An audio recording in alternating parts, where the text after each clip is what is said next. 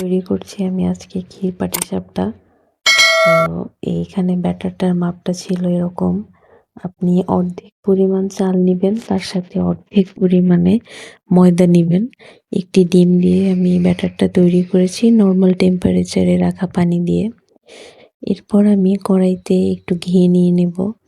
এর সাথে আমি দিয়ে দিচ্ছি গুড়, সাথে দিব ছানার পেস্ট করা ছিল আমার কাছে। এটা আপনি চাইলে ঘন করে দুধ বা কনডেন্স মিল্ক দিয়েও করতে পারবেন।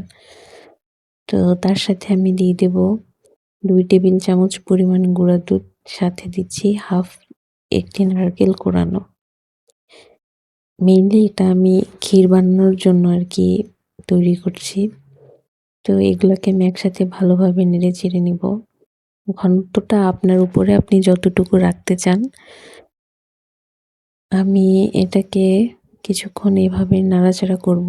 অবশ্যই অনবরত নাড়তে চাড়তে হবে, না হয় কড়াইয়ের সাথে এটা লেগে যাওয়ার সম্ভাবনা খুব বেশি।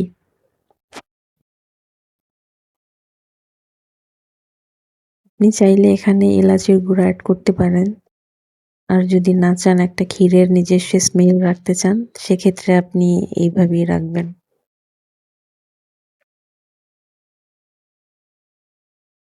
তো আমি এটাকে মোটামুটি বেশ 10 থেকে 15 মিনিট নেড়ে চেড়ে উঠিয়ে নিব। কারণ আমি একটু নরম অবস্থায় উঠাবো, এটা আস্তে আস্তে শক্ত হয়ে যাবে। এরপরে আমি একটি বাটিতে তেল নিয়ে নিয়েছি।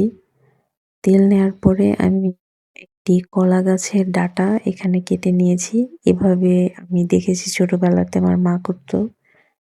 তো এটা দিলে ইজিলি আর কি তেলটা ব্রাশ করা হয়। এরপরে আমি আমার যে ক্ষীরটা আমি তৈরি করেছি, ওইটার ঘনত্বটা এরকম হয়ে গিয়েছে। যাই হোক, পরে আমি একটু ব্যাটার দিয়ে দিলাম। তারপরে হচ্ছে ক্ষীর দিয়ে আমি এভাবে পাটিসাপটাটা করে নিচ্ছি। দেখতে পাচ্ছেন খুব সুন্দরভাবে আমার পিঠাটা উল্টে যাচ্ছে, কোনো সমস্যা হচ্ছে না।